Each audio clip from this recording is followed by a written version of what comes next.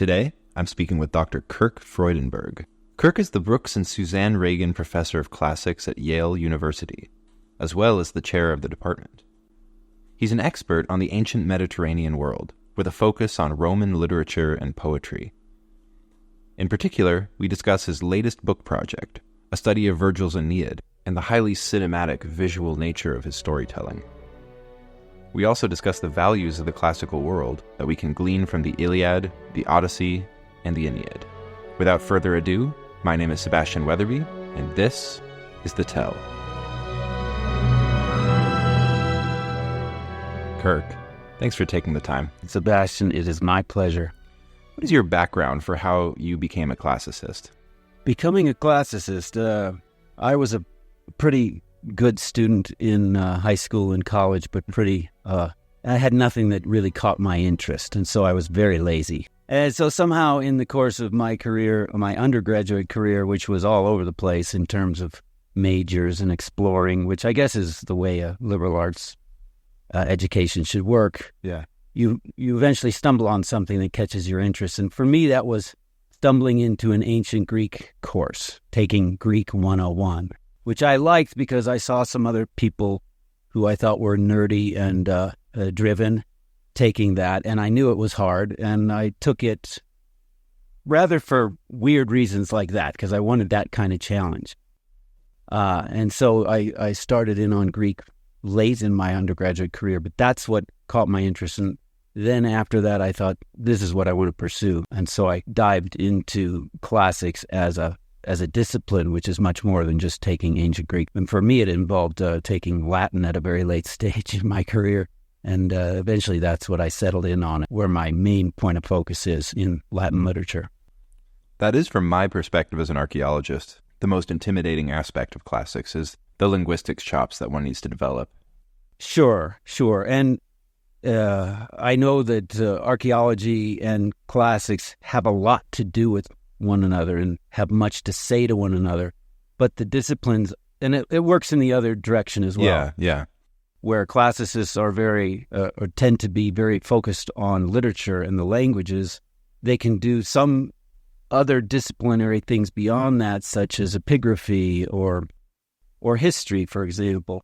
In my department, we have archaeologists who conduct digs, and so we have a nice conversation, and I think that's the approach that we have in my department, is to have a very full house where multidisciplinary environment. Yeah. Exactly. And so students can flow in from a literature course into a course where they're going to get trained up in methods of archaeology and actually go on a dig and all that stuff. And so they can explore all the ways you can investigate the ancient world from one place. Yeah.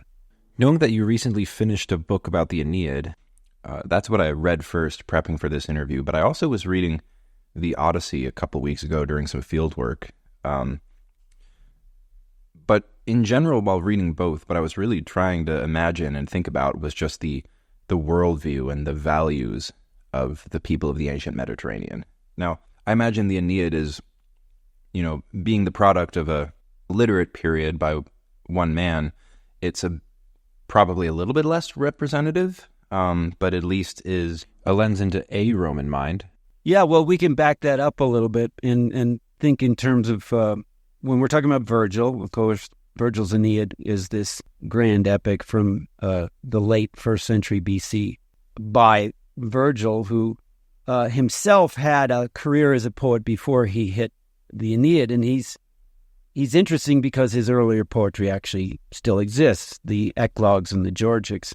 And so in the eclogues, for example, which is his earliest big work, they're character-driven poems where shepherds are up in the fields minding their flocks and singing songs about love and being in nature, things like that. And this is an old form that goes back to Hellenistic period authors such as Theocritus working in Egypt. Uh-huh. And Virgil's very aware of that precedent. But he does something radical in the very first poem we have of his, and that is he brings Roman political realities crashing into this shepherd's world, which is this ideal world. And he has one of the shepherds, one has lost his property to the civil wars. And this is something that happened to Virgil himself. And so Virgil's always been that poet who brings Roman cultural realities crashing right into it, very contemporary stuff. Roman civil war was going on as he's writing these things. And he himself, he was from landed gentry, as you say, from way up in northern Italy in Mantua. Yeah. And it all depended on the political landscape of the region you were from. And if you were on the wrong side of this civil war and you owned property, it was taken from you. And this happened to Virgil. He lost everything, but in the story that's told in that first poem, the one shepherd loses everything, but the other has everything lost. But then he has a sort of savior character come and he goes to Rome and he talks to this person and he manages to keep his farm. So this is the one thing about Virgil and his friend Horace, and I've done an awful lot of work on Horace, is that both of them were on the wrong side of the civil wars. Both of them fought against the Caesars. But then, like, the Aeneid was sponsored by Augustus. So how did that switch happen? How did Virgil go from fighting on the other side of the Civil War to writing for and sponsored by Augustus? Well, there's the question is, we'll return to the sort of for and sponsored by, because it's all, there's a tendency to think in terms of pro or con in these things, but when you dive into their poetry, you see both sides of these things all the time, where there's a pressure on the pro that pulls you away from it, that doesn't quite let you subscribe to it fully.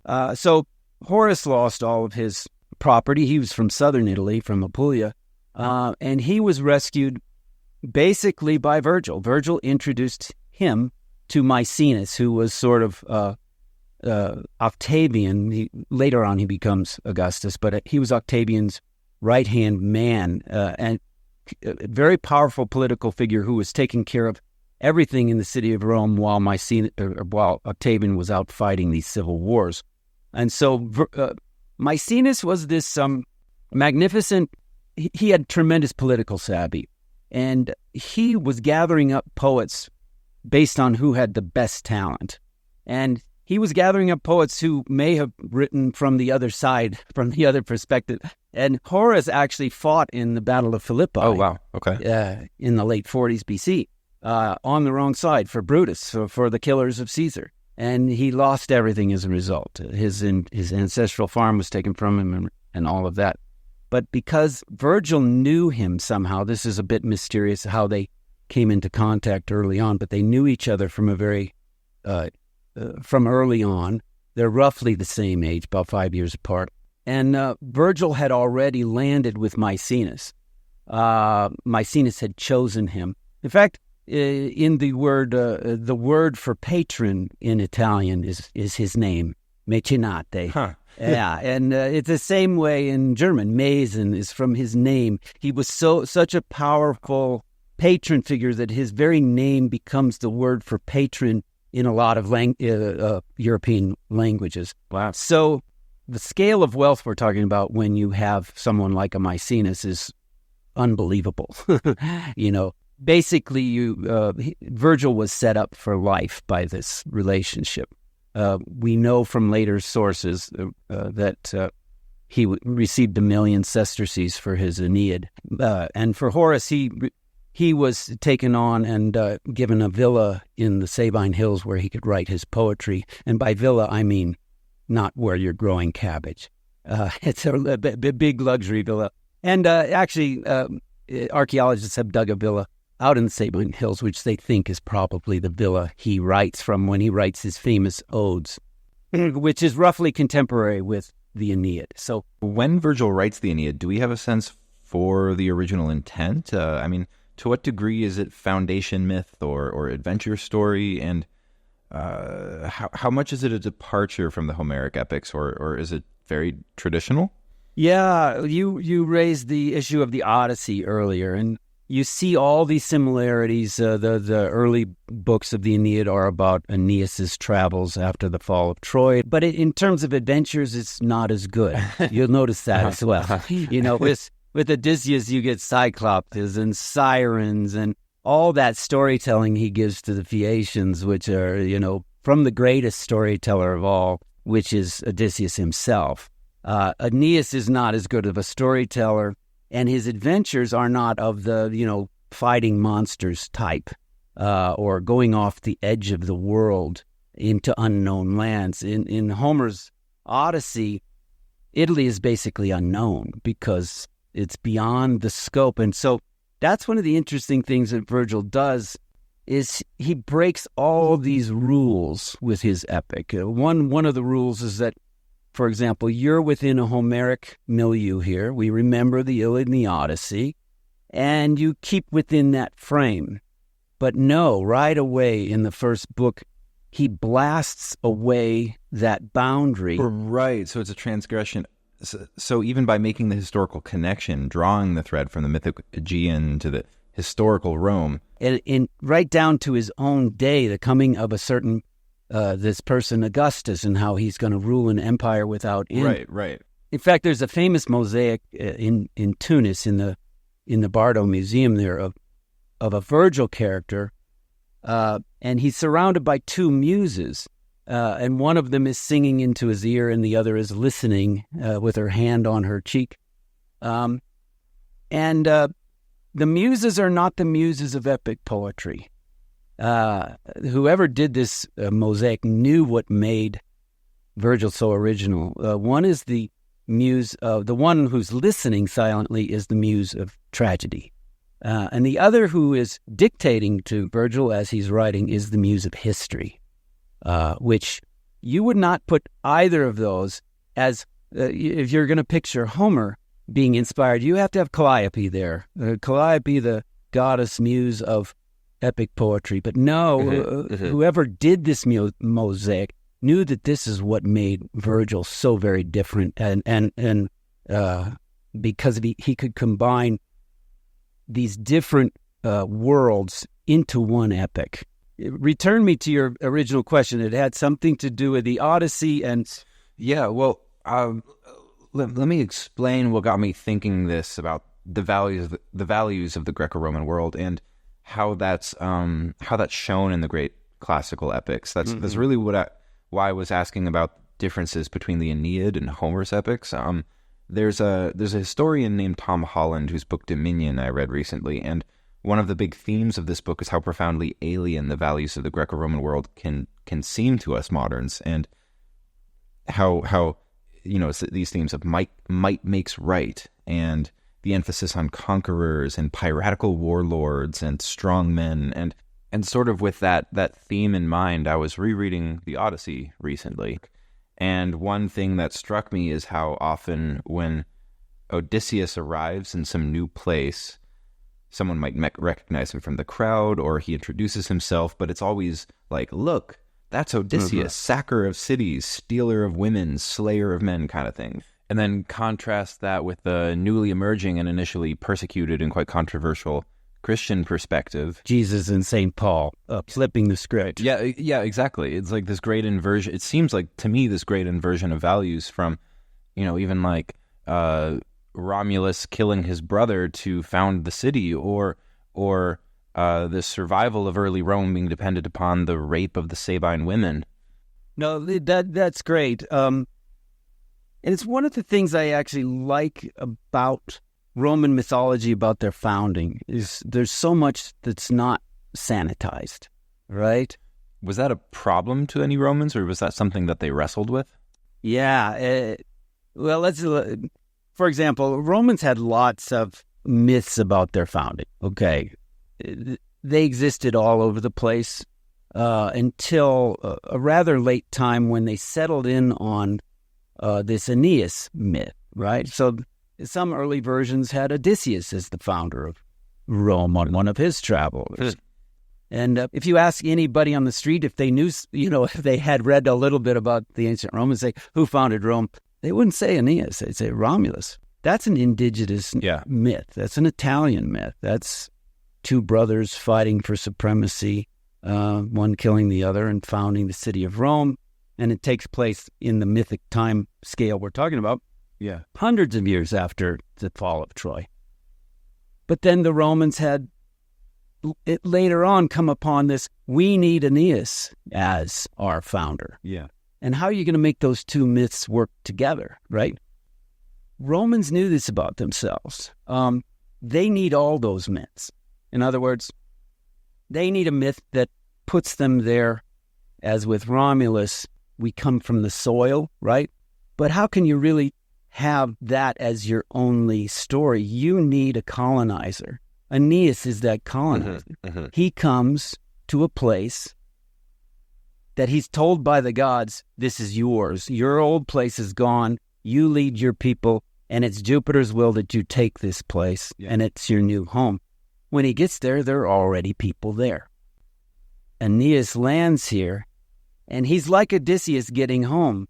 I'm finally home, but I've got a war I've got to fight. In the Odyssey, it's I've got to destroy these suitors and make it my home again. For Aeneas, it's there are people already here. So yeah, you need a colonizer and you need the violence. Right. And they know this about themselves. This is one thing I think Virgil gets from Homer's Odyssey. There's this, the famous Cyclops scene where Odysseus, he approaches that island as a sort of archaic Greek colonizer. He looks at the island and... Yeah, he's like, imagine the fine olive groves that they could be growing on these slopes. Exactly. And he's stunned by how stupid the locals are. He first lands on an island across from the Cyclops' island where it's just lush with potential from his line of sight. All this undeveloped potential. There's so much rich wildlife, and he says, and there were grasses growing here. You could have grain fields. You could have, and it's a wonderful harbor, but there's no harbor there. He basically looks at it as if only a Greek were to come here, right, and clean this place up. And it also makes clear he had no reason to go to the Cyclops' island. They had everything they needed right where they were, but he makes it a point to go across in a ship and explore, and it causes a disaster, not just for the Cyclops, but for himself. Yeah. But you remember how that works in, he goes there expecting the monster to respect Greek protocols, and to, give him a gift and all of this stuff. And the Cyclops says, Zeus, I don't care about Zeus. Zeus doesn't rule out here. And he eats his men and does all these very non-Greek things. And he, in a gift-giving culture that binds foreign peoples together, the Cyclops says, I'll give you a gift. I'll eat you last, right? So all these Greek protocols are flouted. Yeah. Cyclops doesn't even know how to... He's the archetypal savage, isn't he? Exactly. He's the cannibal, doesn't know how to drink wine, which is, if you think of the archaic Greek symposium, it's all about maintaining control and learning to be a civilized Greek human being through these communal structures. And wine plays a huge role in that. And so Cyclops is totally ignorant of all of that. He can't even wear clothing that's woven. He wears animal skins and things like this. So he's the outsider as viewed by a cultured Greek colonizer who sails off in a place and expects the locals to respect Greekness, and they don't. And that surely was the case in a lot of 9th and 8th century colonization, which was huge. It was going on, and this is Homer's writing this or singing this song at a time when the Greeks are already for example, off the coast of Naples. That was their earliest colony in the 730s BC. And the Phoenicians are already there too.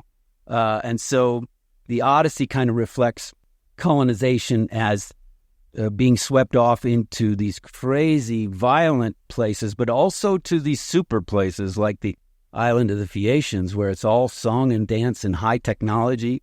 And many have thought that these are modeled after the Phoenicians, right? A different colonizing culture. So all of this comes into the Aeneid in certain ways. I'll take that one thing about the Cyclops is by the time you're done in that cave, you're kind of feeling sorry for the Cyclops. Yeah, yeah. You notice that, how he flips the script on it. It was all about Odysseus and his curiosity, and he doesn't care what he has to do now to kill this guy. In the end, that Cyclops, Polyphemus, was just minding his sheep, and it tugs at your heart. And later Greek poets exploited that potential. They would write poems. For example, Theocritus writes a poem about the Cyclops as a kid, a sort of prequel, which sort of tells you why he became so violent and everything. And he's an abused character all throughout, right? But that's what Virgil, that one little instance in the Odyssey, Virgil takes that, and he does that all the time. He shows you, yes, rah Roman project of colonizing the world, bringing this sort of empire without end and peace to all under Augustus, but he always lets you see the cost of everything along the way. Look at Dido, right? She's sort of the Cyclops in her own way, just minding her own business. And no one feels for Aeneas in this story, right? It's always Aeneas says, "Well, I gotta go. I've been booted out. Jupiter wants me to finish my mission," and so he does that with all of these characters. It's like trapdoors all throughout the second half, which is the battle half, the Iliad half of the Aeneid. He gets you to sign on. He invites you in and to love someone or to back them or to hate someone. But then he flips the script on you, and you begin to regret. You say, wait a minute, where am I supposed to be here, right? There's a famous example of a character named Mezentius, who's an Etruscan kind of tyrant figure, a hater of the gods, and everything about him is horrible until Virgil paints his death at Aeneas's hands. And you get to see a side of Mezentius. He becomes this Cyclops character that you wonder, what just happened to me here? I thought I knew this character, and now he's got all these sides of him that are being brought out after the death of his own son that you see he's actually rather marvelous. And you sympathize, and that's a consistent thing that happens throughout the second half of the Aeneid, is that it becomes hard to say who the enemy is and who the good guy is. For example, in the Iliad, and it's Achilles who's the killer, the heartless killer, until the very end, when for one little moment acts like a human being. In the very end, where he has to negotiate, where Priam, the king, negotiates to get back the body of his dead son. Mm-hmm. Hector. Exactly. And both men are weeping together. And for once, Achilles sees the humanness of someone else. And of his own self, he now knows he's going to die. And he dwells on what he shares with Priam. And for once, he's a human being, and he hasn't been all along. He's always been obsessed with his divine background, his mother, Right. Thetis, I'm the son of a goddess. But at the end, it's all about his father, and his father is a human. So Homer flips that at the end, and Virgil sees these potentials. It's really interesting to think about Virgil in this sort of academic dialogue with older works. That on its own seems like a striking difference from the Abrahamic tradition. It's everything's out there as Homer hasn't come along to sort of set things in a kind of biblical frame where you don't deviate, right? You see this in Greek tragedy where it's all very flexible, right? Because there's no sort of authoritative text that says, and there's no belief system here that would demand you subscribe to any certain version. Mythology kind of exists city by city in antiquity because it's not a belief system per se. It's not what, as you mentioned, Christianity. There's no sense of needing to believe these stories and no one requiring you to do it. And so that kind of is a mystified certain people about the Christians and their demand for a certain belief that something is the case, because that wasn't part of religious thought at the time, not per se anyway. So as you've been researching and writing about the Aeneid, which seems like a huge mammoth task, trying to say novel stuff about a work like that. What kind of approach have you taken? Do you have a thesis or sort of a core thrust to the way you've approached it? Yeah, you're right that writing about the Aeneid is daunting because it's like writing on Shakespeare or something. My main approach was a little different in that I approached Virgil's storytelling as analogous with Homer, but when you think of Homer as a storyteller, think of Homer where he's performing these things, right? These are oral performances. It's not even clear that Homer knew how to write because writing is just coming online, the Greek alphabet, just shortly before he comes along. So his songs would be performed at these regional or sometimes pan-Hellenic festivals for the gods. They're religious performances. And they would take days to perform. And he would do it from memory, you know. You've read the Iliad. Right. You know how long that takes you to read. Now imagine someone sitting down there, closing his eyes and starting to sing and going on, and maybe you go 4 books that day and then the sun sets and you do it again. And somehow, after it's all done, he could do it all again and it would be pretty much the same story. I say closing his eyes because that was kind of my important point, is Homer is always depicted he's described and depicted as blind, right? The blind singer, because Homer's poetry is so visual. He wants you to see what he's saying. Mm-hmm. And he has all these techniques for getting you to visualize song. And so the proper way to appreciate Homer, I thought, was to close your eyes and to take it in as song and to see what images come before your eyes and how they move. And so I was very interested in the idea of the techniques of storytelling that get you to imagine, right? And so I did a lot with sort of comparing things to the way stories are told in film through visual means. Yeah. The way in which you move from one scene to the next, and how directors and cinematographers use visual imagery to get you to see things that don't just sort of help you understand the story, but are telling the story, right?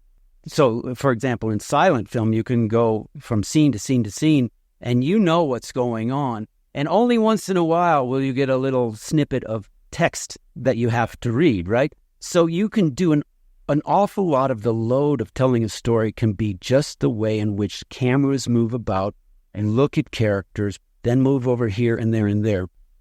That's very well developed in film studies, in that the way you move from scene to scene is the realization that most of what happens when you are viewing a film, you're doing. The director is just giving you sort of cues to perform certain operations that help you put the whole story together. And so, for example, later on in the Aeneid, in Book 12, when Aeneas is hunting for his archenemy Turnus, and Turnus is being swept away by his sister, who's a divinity. Aeneas is hunting for him and can't catch up to him. And Virgil uses the image, a simile of a swallow, a black swallow that has a nest, and it goes out and it's flying all around the atrium of a house, and then it goes out and it catches something and brings it back to the nest. And he uses that as an image of how Aeneas was moving about. And he uses the word black to describe the black swallow. But he uses the word swallow 2 lines later. So he says black, this black flies, blah, blah, blah. He goes on about how it flies around. You can hear it chattering. And only a couple lines later do you know that it's a swallow, because that's when it lands in the simile. All that time, you didn't know what that black thing was until 2 lines later, it lands. And that helps you imagine how hard it is to see something. Flittering chaos until finally it lands. You can see it, and then boom, it goes flying off again. And that's how Turnus is moving about. but as seen by whom?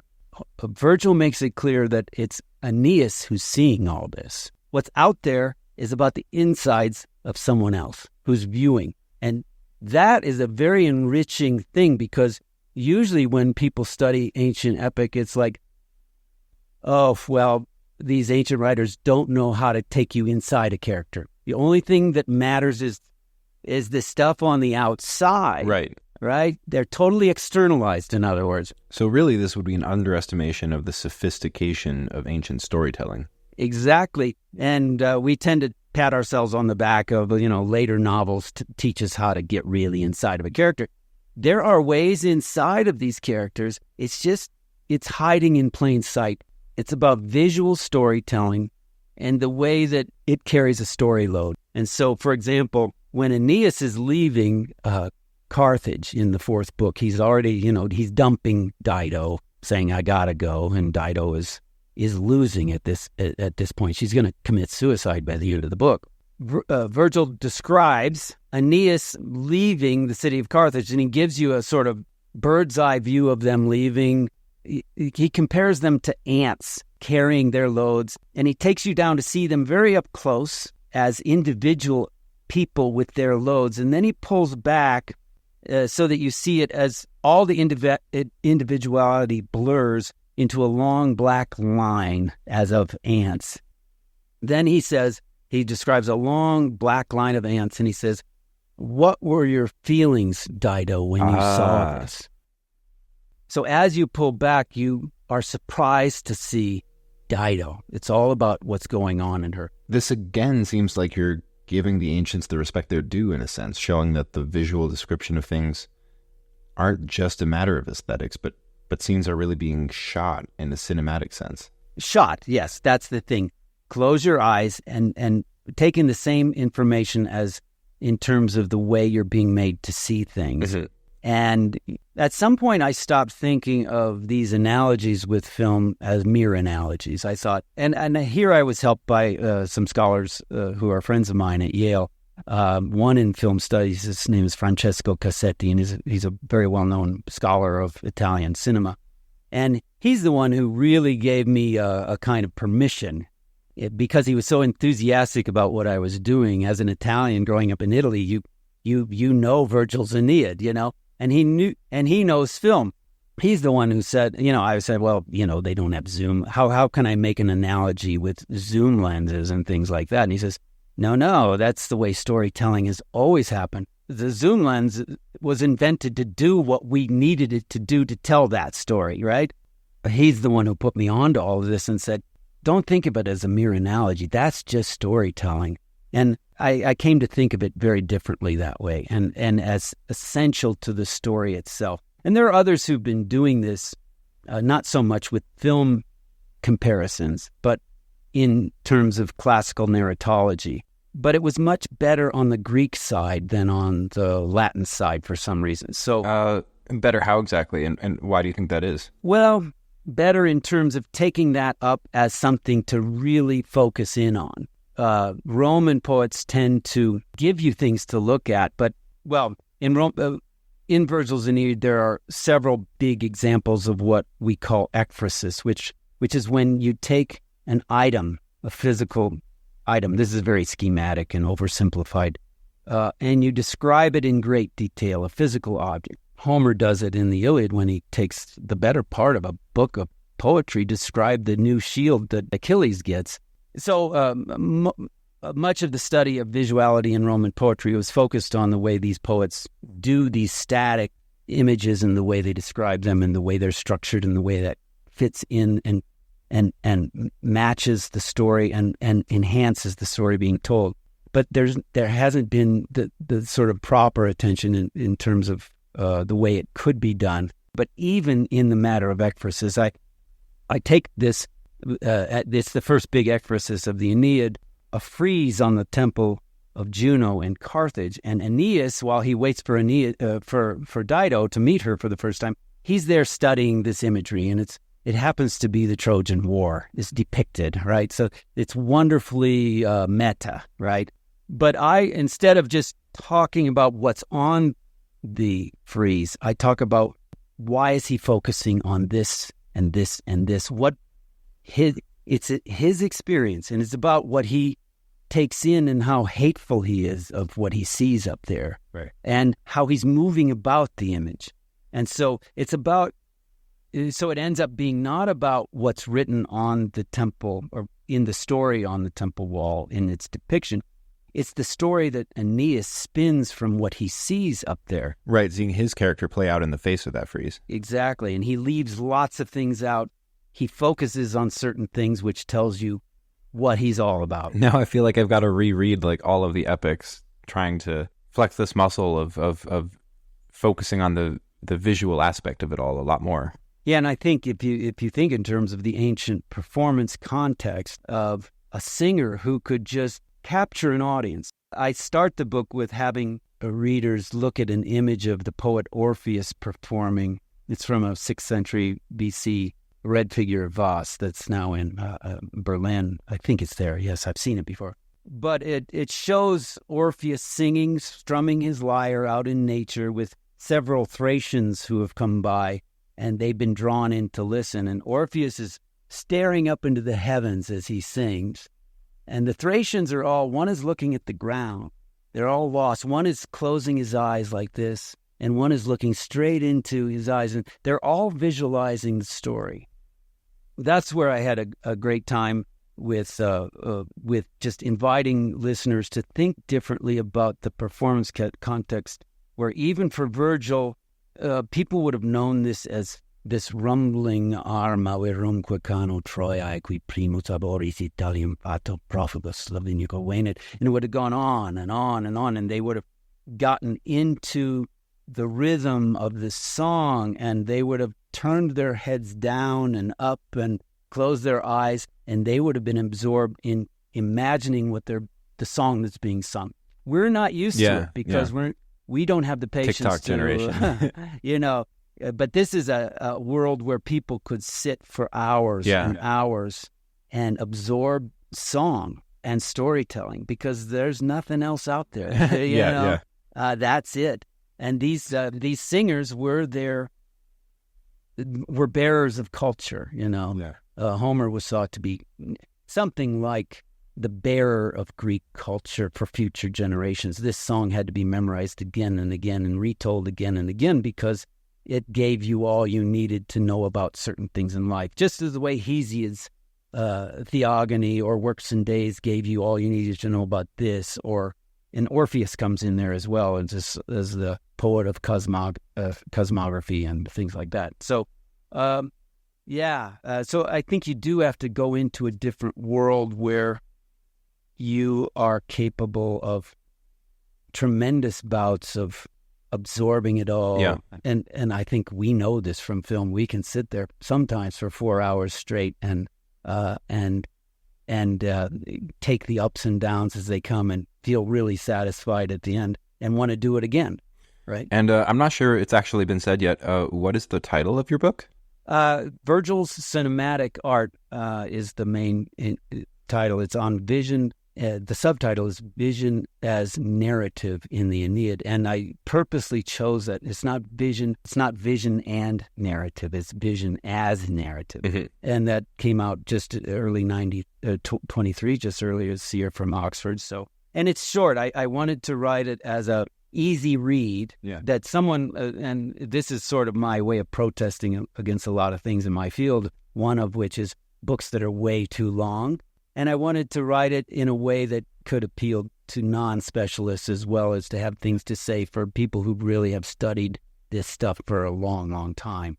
Whether I've pulled that off or not, I don't know. It's not for me to say, but that was the idea. So it's got a kind of irreverent storytelling side to it in itself. Well, I think this is probably a good place to end it. But I'll have links on my social media to your book and Kirk. Thanks again. Well, Sebastian, I had a great time talking to you, and many thanks for listening. And thank you for listening to this episode of The Tell. Until next time.